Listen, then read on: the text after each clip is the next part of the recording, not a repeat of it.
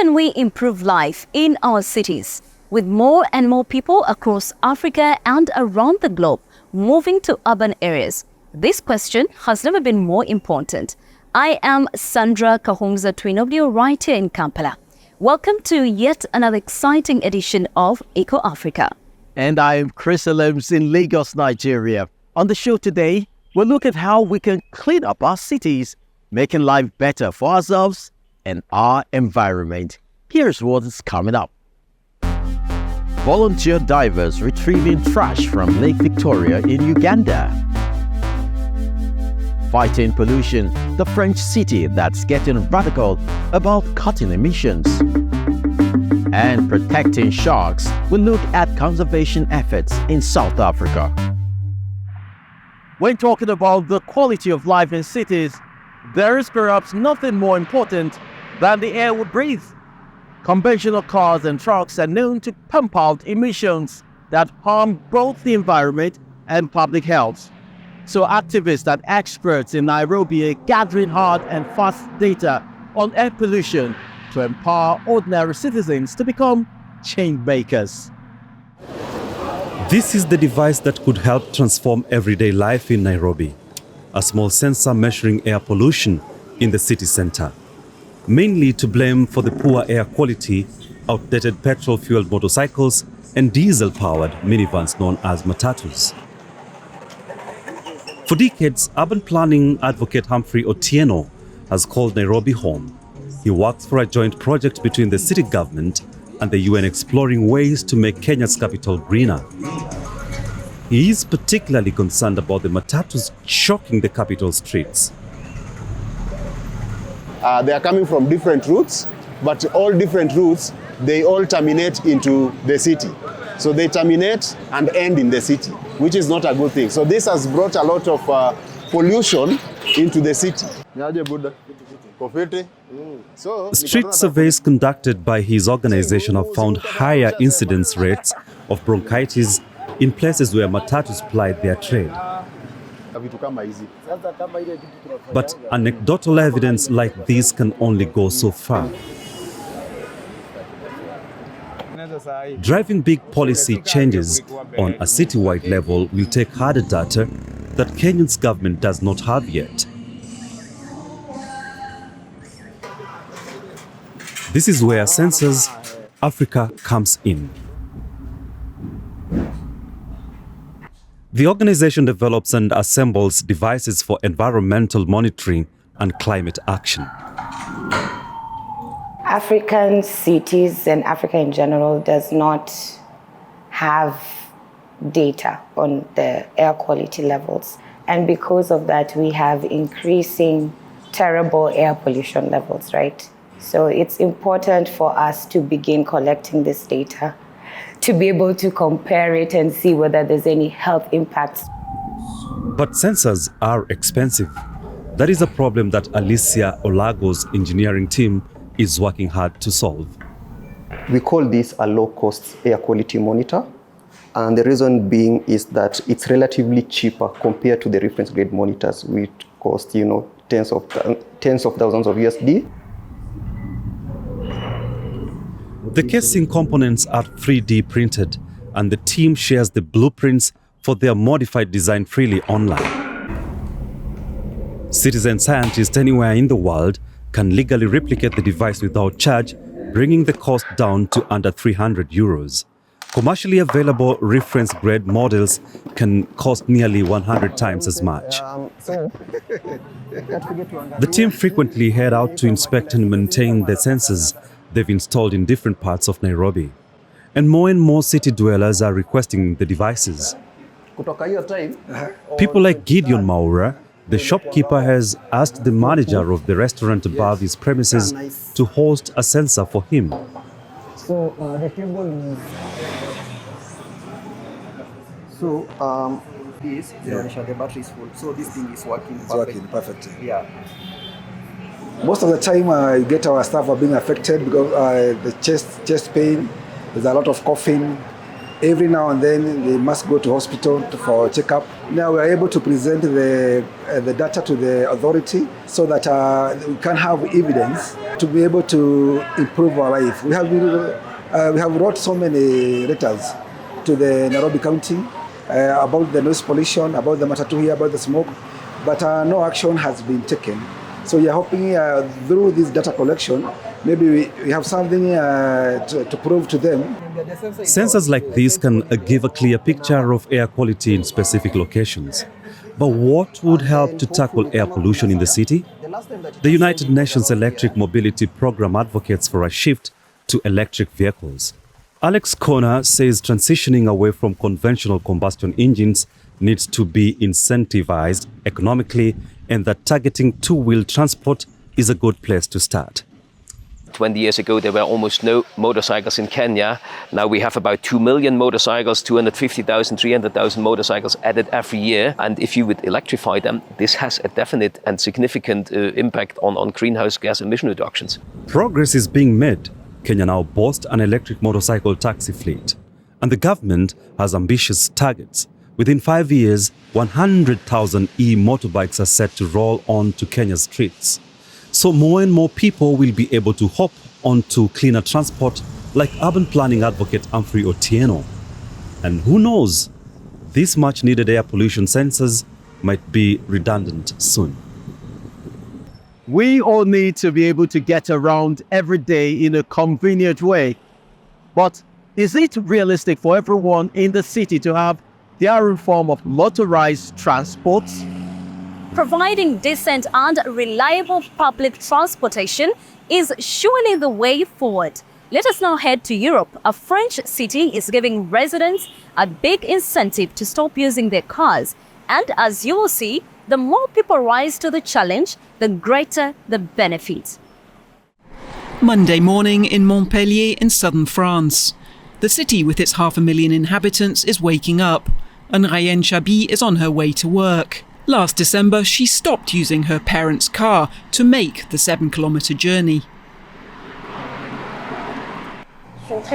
Free public transport is a really good idea, especially for people like myself, who think twice before spending €50 on a monthly subscription. I only earn €1,950 gross per month, similar to my sister, who's also switched to public transport. It's only taken me 26 minutes to get here, 10 minutes less than by car. I like this stress-free way of travelling. Plus, I'm protecting the environment. Her travel is financed by a tax paid by companies with at least 11 employees. Such as the one in which Rayenne Chabi works as a manager's personal assistant.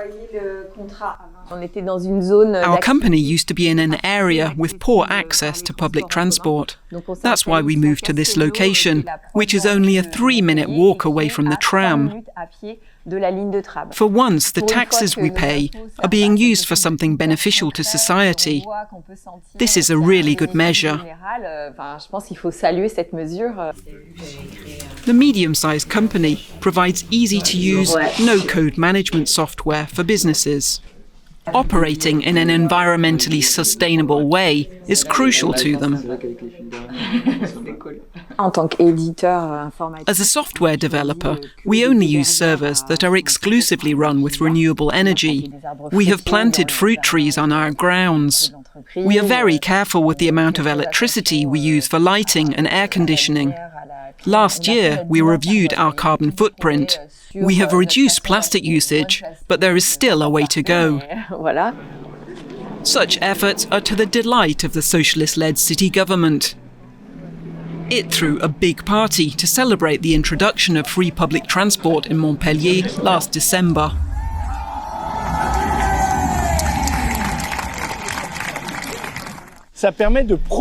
Free public transport gives citizens some of their purchasing power back. It's an ecological and social measure. It helps us fight global warming, but it doesn't punish people, and it gets everyone on board. The fewer cars there are, the cleaner the air we breathe. And the measure seems to be going down well with Montpellier's young inhabitants. As a student, it helps a lot not to have to spend money on transport.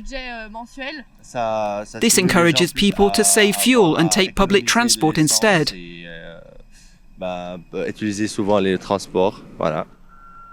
Part of this plan is the construction of a new tram line, the 5th in Montpellier. It'll be completed late next year and connect the University Paul Valéry, where more than 20,000 students are signed up. This is the university entrance, and you can see there is very important construction work underway. We'll have 2 tram stops right here, additional bike lanes and some parking for cars, but less than in the past. We're also transforming this square, which was used for parking, into a pedestrian area. The university has created a lot of extra bike parking too. The researcher is hoping this won't only be used by students. 40% of our teaching staff currently come by car. Some might take the tram in the future, now this option exists. A good public transport network is crucial for free public transport to make a difference. But getting around by public transport is not as easy in places further from the centre. Saint-Jean-de-Véda is an adjacent satellite town and part of Montpellier's metropolitan area, with about 12,000 inhabitants and counting. Hugo Dayan works in this suburb but lives in the city centre. He's part of a lobby group calling for the money spent funding free public transport to be invested in extending the network instead. Look, it's about 4 p.m. and there is only one tram every 15 minutes, even though it's going home time. Transport links are so poor that the local town hall has even set up a shuttle bus in one district that you have to pay for. If you want free public transport, you need to consider that the city is growing. Otherwise, you just please people in the city centre with its good transport network and forget those in the outskirts.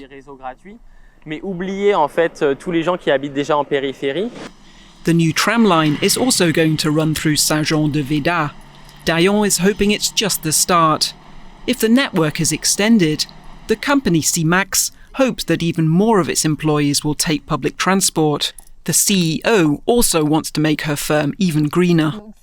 We're going to construct a covered bike shed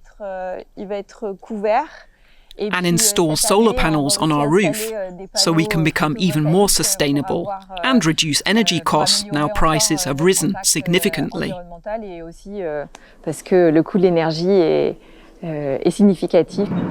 One big step forward has already been achieved. Thanks to the new scheme, transport no longer makes up the lion's share of the company's carbon footprint.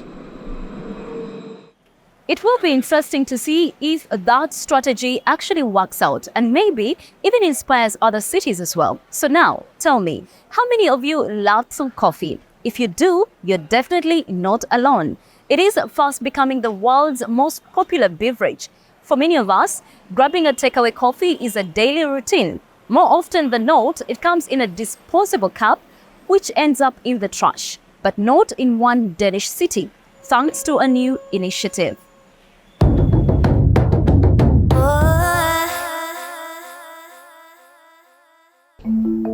It's like a vending machine in reverse. Reusable coffee cups are not issued here, they're returned. Customers are then refunded a 67 deposit. Denmark's second largest city, Aarhus, introduced the scheme to reduce waste from single-use cups. And last year we did a cleaning of the river that runs through the city and we picked up 100,000 glasses. So it is an issue. And all this stuff ends out in the nature. We get the microplastic, we get cups all over the place. Saturday morning, the city looks like trash. So this will be a significant impact on microplastic, but also the general picture of how the city looks. 25 machines scattered throughout the city centre now take back the custom-made cups for reuse. They're then transported to this cleaning facility. About 40,000 reusable takeaway cups are currently in circulation. Officials say it will take time for the system to pay for itself, but the benefits are worth it. The City Council hopes to scale it up significantly. Basically, this can be expanded to all kind of takeaway. This can be the pizza box, this can be the box you have your curry in, it can be the beer bottles, it can be pretty much anything that will go into a trash can. The scheme is set to run for 3 years before undergoing a review. More than 40 cafes and bars have already signed up, building on other return schemes. We've done it with plastic bottles, and that works superbly. You never see a plastic bottle lying around because people have incentive in taking it and getting whatever amount of money you can get from it. But creating that and creating a new habit for people in terms of to-go cups, I think that's going to be challenging. But for many, introducing another deposit system is not a problem. On the contrary. I think that people should get used to that we have to take care and we have to move ourselves to these machines or to the trash bin. A great plan, and if everyone plays their part, it's sure to be successful. That's also the message of our next report from right here in Uganda. As we know, the world's oceans are choking on plastic, but lakes are even more polluted. Lake Victoria is at serious risk of degrading, partly due to poor waste management. But there are lots of people who are working hard to turn things around. Once a month, Hassantinho takes a dive to search for waste. Though visibility underwater is low, he and his colleagues don't have to dive too deep, since plastic floats towards the surface. Lake Victoria, Africa's biggest freshwater lake, is full of trash. Down there, when I dive down there are some plastics and these fishing nets which are no longer being used by the fishermen. Hassantinho lives on the Ugandan shore of Lake Victoria. Though he earns most of his money from boat tours, for almost 3 years now, he's been diving for a local organization that aims to clean up the lake. They pull out abandoned fish nets or ghost nets, which are dangerous for the divers and their project. There's a day when I entered there down and I was grabbed with a fishing net. Yeah, that's the worst thing I have. I used my knife, which I move with, and I tried to cut all of them. They not only clean up the water, they also retrieve waste from the shore that's covered in dense vegetation. The 9-man team also gets help from volunteers. Each month, they gather tons of plastic and bring it to land. Faizo Mutumba started the initiative. He's been organizing regular cleanups here for 4 years. His program, Uganda Junior Rangers, aims to return the lake to its natural state. The plastic and other waste in Lake Victoria mainly comes from the canals of Uganda's capital, Kampala, especially the Nakivubo Canal. A team of the Junior Rangers works here 3 times a week. We do watershed protection of the lake. We do the water channels that get it, the lakes that are around the lake, and the coastal areas on the shores of Lake Victoria. Because of it, a small team we have, we are able to collect over 10 tons of plastics within the lake and out of the watershed. But with a bigger team, we can collect as much as 50 tons in a mass and plastic. The team also tries to convince as many residents as possible to take part in the cleanup on the canal. So we try to build stewardship and community buy-in in what we are trying to do through these community activities, cleanup activities, and whenever we go in the communities, we engage with the community also, try to get them involved, then educate them about the negative impact it has to their communities and their neighborhood.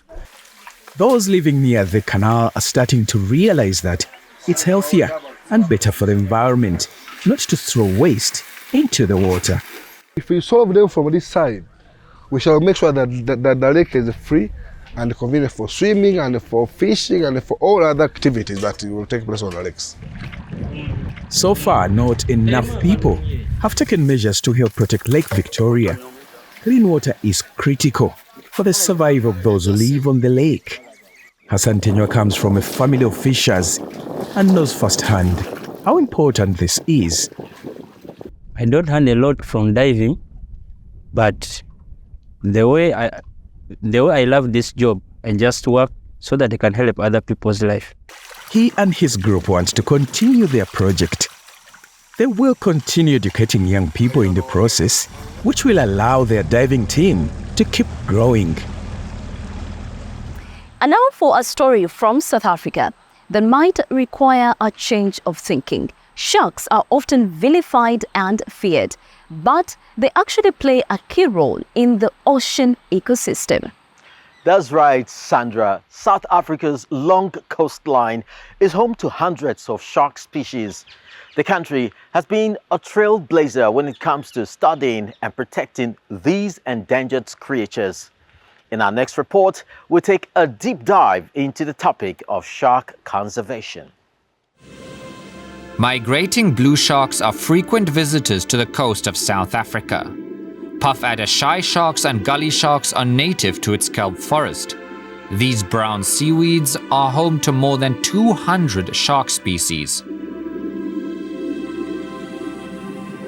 Shark expert Ryan Daly regularly monitors their activities.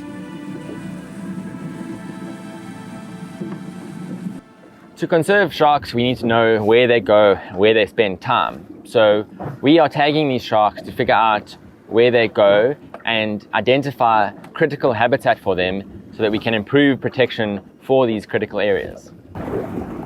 He and his team fit the sharks with acoustic transmitters so they can track them, a procedure the sharks barely notice. Okay, scalpel. Once they've been tagged, the transmitter emits an ultrasonic pulse for 6 years. In the last couple of years, we've tagged over 100 sharks, representing about 10 or 12 different species. Many of these sharks are endangered, and we hope to find out more about where they go. Specifically, over multiple years, we hope to identify critical areas for them. Over 150 receivers are moored along the seabed to detect the signals from the tagged sharks. Whenever one of them swims by, the receiver records its ID number. The signal ranges up to 1 kilometer. The acoustic receivers are regularly brought onto dry land, so the data they've logged can be evaluated. We have to work with a big network of collaborators to share data on their receivers. So all of the data we collect on these receivers gets shared within a network, and then we're able to figure out where these sharks have been, where they're spending their time, so that we can prioritize their conservation. The program can only work so long as there's broad support for shark conservation efforts. From an early age, humans are afraid of these ocean predators. Shark populations can only survive if public attitudes to them change, and that requires raising awareness. By changing the mindsets, I believe that I am changing the world one step at a time or one kid at a time. For me, if I have a group of 40 learners and I'm changing the mindset of one child, even if it's going to their families and teaching them why sharks are important, we're already making such a big difference. The media tends to report on sharks mainly when there have been attacks on humans. At the Shark Education Centre in Cape Town, children can learn about the valuable role they play in marine ecosystems and get up close with shark eggs and even teeth. This actually changed my perspective on how they actually live and that they're not actually a danger to us, that we actually endanger them by polluting and by catching. Conservationists have also equipped an underwater camera with bait, so they can also observe smaller, shyer sharks that lurk in the kelp forest off the coastline. It lures them out of hiding, allowing the researchers to gain useful insights into ocean biodiversity. The collected data is analyzed using a program the team developed to help them assess their findings.